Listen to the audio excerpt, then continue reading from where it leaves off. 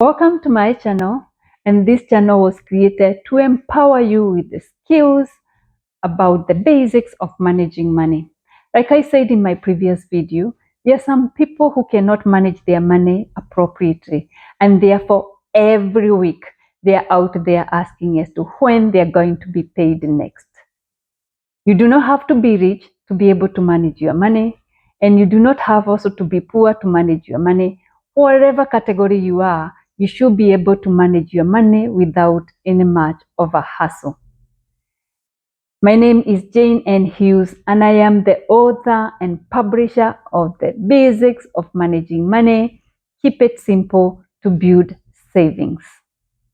This channel is just going to use very simple words which everyone can understand. That is because I do not have any financial degree. However, I have managed over the years to manage my money, and I thought I can be able to share my journey on how one can manage their money without using the jargon used by the financial field. Here we go. Money, money, making crap for money, money, and money. So when I was a little girl, my mom went to the bank to borrow some money, and she wanted to start a business. However, the business failed miserably, and she never got the business going. However, she had a debt to pay the bank, and it was compulsory that she had to pay the money back since it was a debt. Eventually, she could not even manage to pay that debt, and at the final stage, the bank was to come and evict us from the only place we called home. And what I went through, it put trauma in me that I never wanted to get any debt from anyone. I've lived with that principle until today, and I'm glad to say that we owe no one any debt or any money. Principles I grew up believing in is if I do not have money, I cannot get what I want. So if I don't have, I cannot buy. And therefore, I learned how to live within my means or our means. And the principle we have instilled until today. So last video, I talked about documenting what you spend in everyday's life to be able to track what you spend on your money and what is going out of your account. This has to be done by you and your partner. It cannot be done in silo. If your husband goes out and have beer or drinks with his friends, he has to come down and document down. If you go out with your friends and have brunch or something or go out for a movie, you have to come down and document it because it has to be collectively if you have to achieve the financial freedom or a bit of comfort if that's what you really need.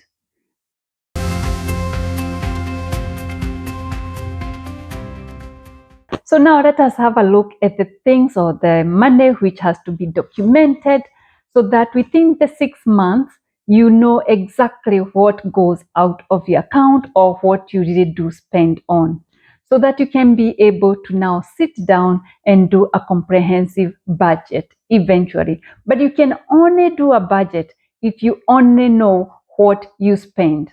There is no point of doing a budget if you don't know what goes out or what comes in the account. Therefore, we're going to look at, do you have a credit card where you think the money is yours, you spend it, but sometimes you forget to pay the bank and you have to pay that interest rate. Have you looked at your last statement to see how much interest you've paid? Do you buy coffee 3 to 4 times in a day? Do you also go and buy lunch every day? Have you subscribed on your phone on a higher rate so that you can be able to watch movies because you are never at home most of the time? How much are you paying? Are you paying for the internet at home? And on top of that, have you paid for the TV subscription where you do not even have time to sit down and watch those movies? Did you subscribe to a gym 2 years ago, but you forgot to cancel because you got too busy and you do not even go to the gym, but you actually forgot to cancel that subscription? Have you checked whether that subscription have been cancelled? All these things have to be documented and written down. The money you give your children to go out with, the money you spend on petrol, the money you spend to maintain your car, the money you spend to pay school fees if you do, the money you spend to pay for the health insurance, the money you spend for the loan, for the mortgage, the money you spend for the house rent, the money you spend for water and electricity. Every little bit has to go on that expenditure. And once you do that within 6 months, like we said, then it is easy to sit down and do a comprehensive budget. And only then you can be able to manage your money. And that's the basics of managing money. See you in my next video. Please like, follow, subscribe, and put on the comments so that I know what you think about or what you'd like me to discuss about. Bye for now.